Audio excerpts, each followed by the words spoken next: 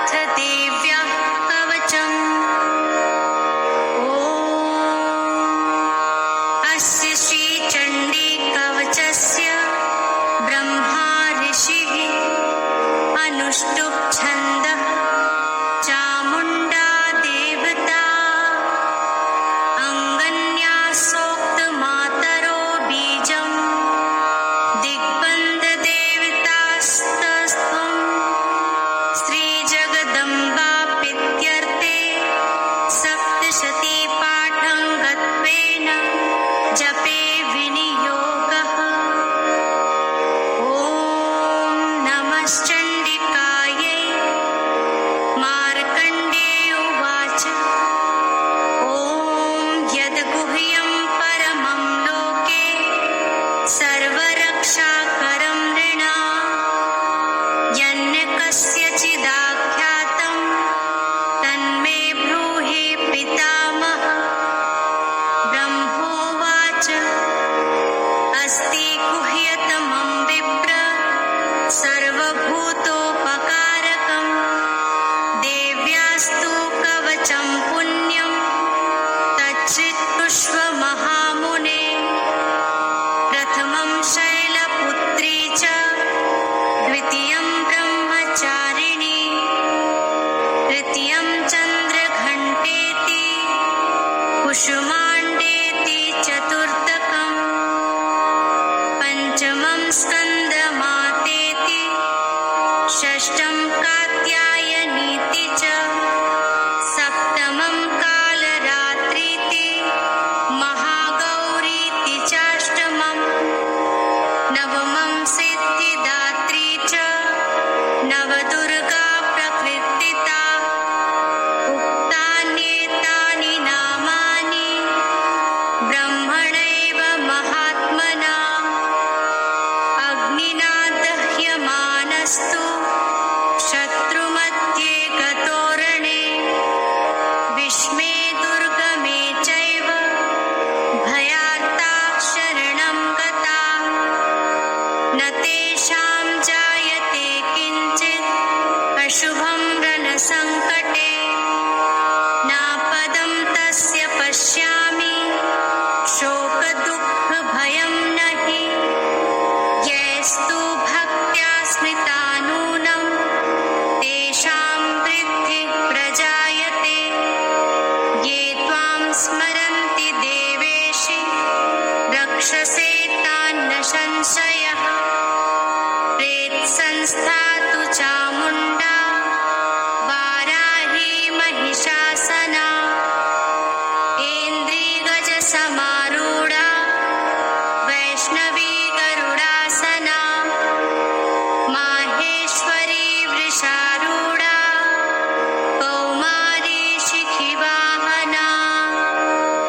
लक्ष्मीः पद्मासना देवी पद्महस्ता हरिप्रिया श्वेता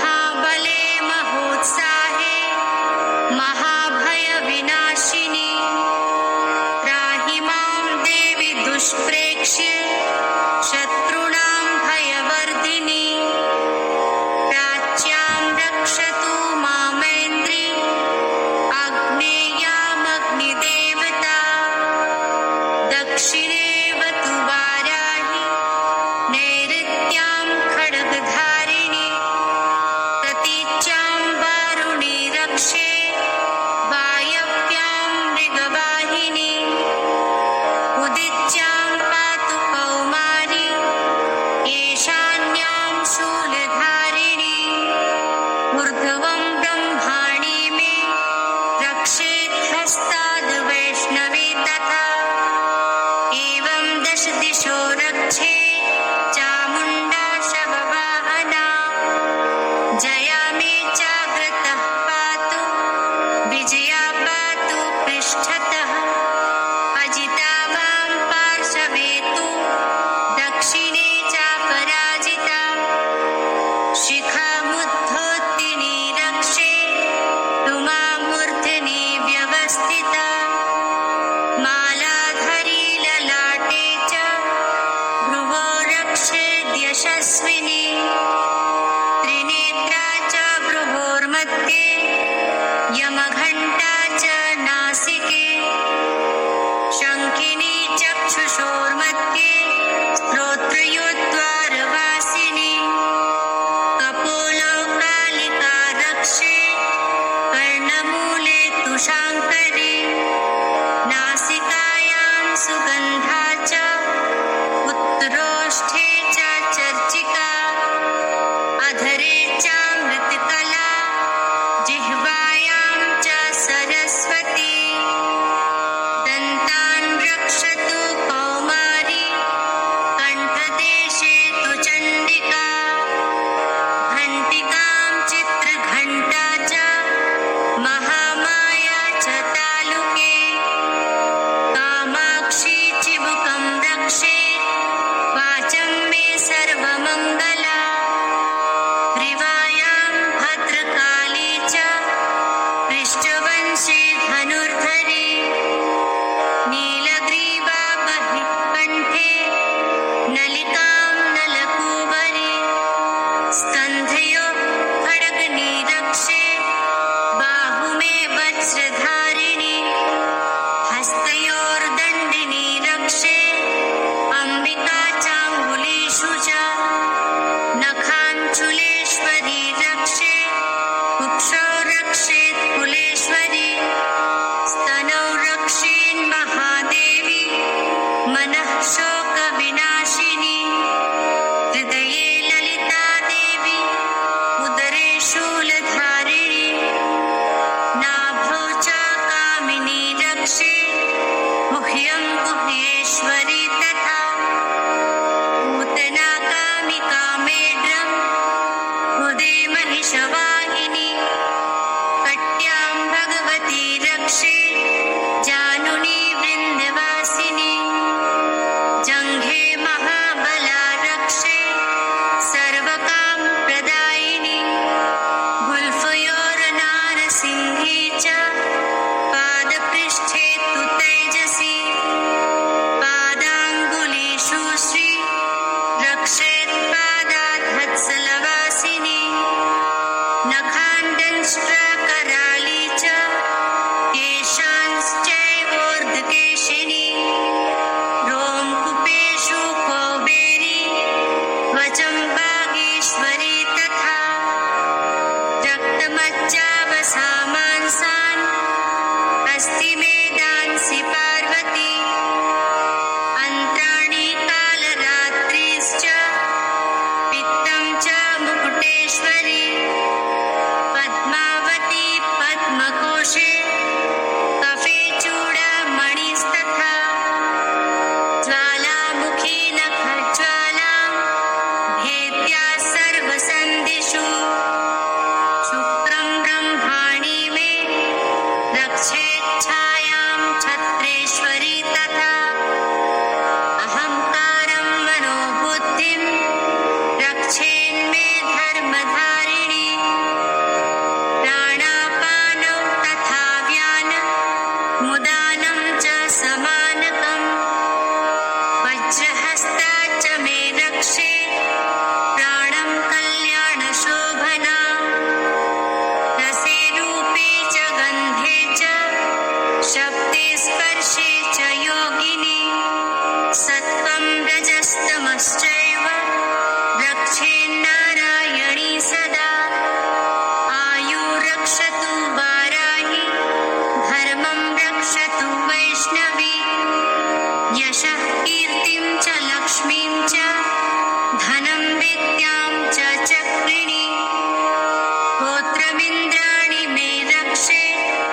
पशून् बहून् मे रक्ष चण्डिके पुत्रान् रक्षेन्महालक्ष्मीर् भार्यां रक्षतु भैरवी पन्थानं सुपथा रक्षे मार्गं क्षींकरी तथा राजद्वारे महालक्ष्मीर् विजया सर्वतः स्थिता रक्षाहीनं तु यस्थानं वर्जितं कवचेन तु तत्सर्वं रक्ष मे देवी जयन्ती पापनाशिनी पदमेकं न गच्छेत्तु यदीच्छेच्छुं भवात्मनः कवचेनावृतो नित्यं यत्र यत्रैव गच्छति तत्र तत्राथ लाभाश्च विजयः सार्वकामिकः यं यं चिन्तयते कामं तं तं प्राप्नोति निश्चितं परमैश्वर्यमातुलं प्राप्तस्य ते भूतले पुमान् निर्भयो जायते मर्त्यः सङ्ग्रामेष्वपराजितः त्रैलोक्ये तु भवेत् पूज्यः कवचेनावृतः पुमान् इदं तु देव्याः कवचं देवानामपि दुर्लभम् यः पठेत् प्रियतो नित्यं त्रिसन्ध्यं श्रद्धया विन्ता दैवी कला भवेत् तस्य त्रैलोक्येष्वपराजितः जीवेद् वर्षतं साग्रमपमृत्यो विवर्जितः नश्यन्ति व्याधयः सर्वे लूता विस्फोटकादयः स्थावरं जङ्गमं चैव कृत्रिमं चापि यद्विषम् अभिचाराणि सर्वाणि मन्त्रयन्त्राणि भूतले भूचरा हेचराश्चैव जलजाश्चोपदेशिकाः सहजा कुल्जा माला डाकिनी शाकिनी तथा अन्तरिक्षचरा घोरा डाकिन्यश्च महाबलाः ग्रहभूतपिशाचाश्च यक्षगन्धर्वराक्षसाः ब्रह्मराक्षसवेतालाः कुष्माण्डा भैरवादयः नश्यन्ति दर्शनात् तस्य कवचे हृदि संस्थिते मान्योन्नतिर्भवेत् राज्ञ स्तेजो